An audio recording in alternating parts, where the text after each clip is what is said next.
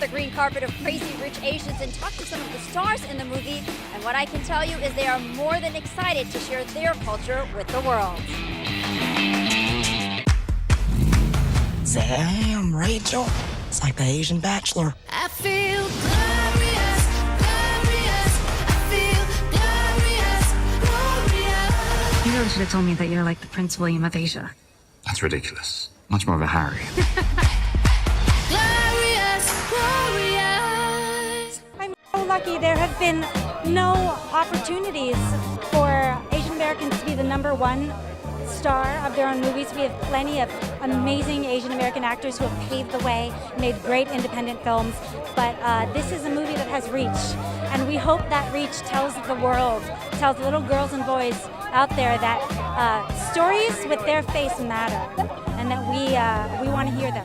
I think it's the only challenge I face is my own self-doubt, because I think if somebody doesn't value you in your work, it doesn't mean they're a bad person. It means that their values don't align with yours.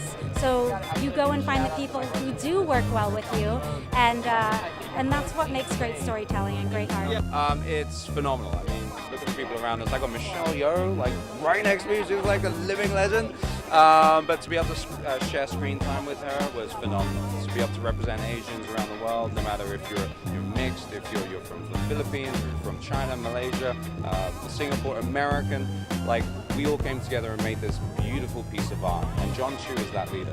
He's the guy who really put his neck out for everybody. I'm so proud to be here. My cast is amazing. They empower me when I watch them, every time I watch the movie. And so, yeah, this is a movement. It's bigger than just one movie. We are one piece of a movement that's happening all around cinema, where in order for cinema to survive, they have to have more stories. They have to more new perspectives. They have to listen to us. They have to listen to the audience. And I think this can be another sign to everyone, all the corporations, that this is good business. They should be looking at all other stories. Our movie can't tell all the stories of all ages across the world, but we can crack that door to say this is good business and have other young people, old people, people who haven't heard their stories told, get that opportunity. John actually allowed me a lot of room to improvise. I'm used to working different kinds of speeds for different projects. John really did an amazing job, not just for me, but for all the cast, to really improvise, make it our own, but also stick to story. Sometimes when you improvise too much, and this coming from a guy who ad-libs a lot, it's dangerous because you don't want to deviate from story. So it's very important to keep the wheels on the train running, and John does that. This film holds hope for the future, that my daughters can see more work of people that look like them. It's not about me anymore. It really is about the future. It really is about, I'm good. I've had an amazing career. It's really more about the community more than me.